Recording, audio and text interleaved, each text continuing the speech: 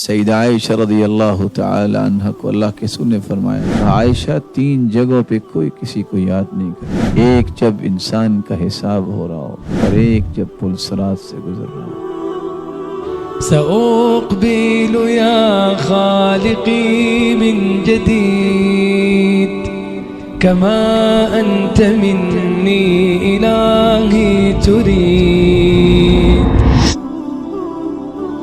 صحیح بخاری کی روایت ہے 4939، لیس احد یحاسب الا ہلک، جس کا حساب لیا جائے گا وہ ہلاک ہو جائے گا۔ سیدہ عائشہ رضی اللہ تعالی عنہ فرماتی ہیں، قلت یا رسول اللہ جعلنی اللہ فداک، میں قربان ہو جاؤں آپ پہ۔ الیس یقول اللہ عز وجل فاما من اوتی کتابہ بیمینہ فسوف یحاسب حسابا یسیرا، جس کا نام عمل دائیں ہاتھ میں دیا جائے گا اس کا حساب تو آسان ہوگا کہ اللہ تعالیٰ نے یہ نہیں فرمایا؟ تو رسول اللہ صلی اللہ علیہ وسلم نے فرمایا،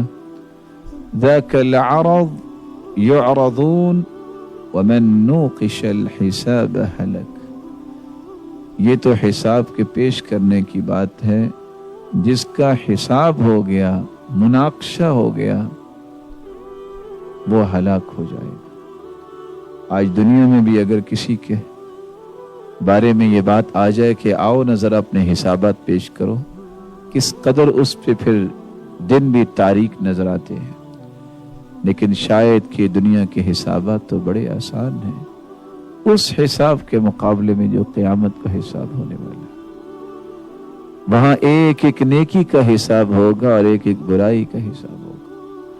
فَمَن يَعْمَلْ مِثْقَالَ ذَرَّةٍ خَيْرًا يَرَهُ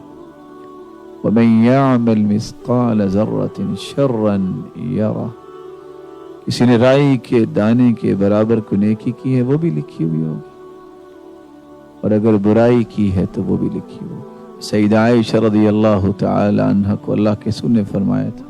کہا عائشہ 3 جگہوں پہ کوئی کسی کو یاد نہیں کرے گا، ایک جب انسان کا حساب ہو رہا ہوگا اور ایک جب پل صراط سے گزر رہا ہوگا۔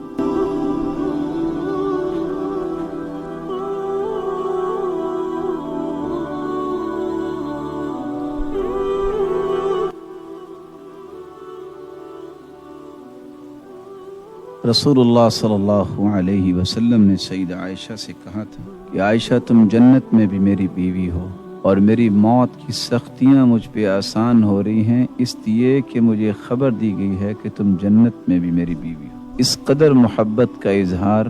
اور اس قدر حقیقت کا اظہار اللہ تعالیٰ نے کروایا، لیکن 3 ایسی جگہ ہیں قیامت کے دن جہاں اللہ کے رسول فرماتے ہیں میں بھی تمہیں یاد نہیں کروں گا۔ اللہ ذوالجلال قیامت کے دن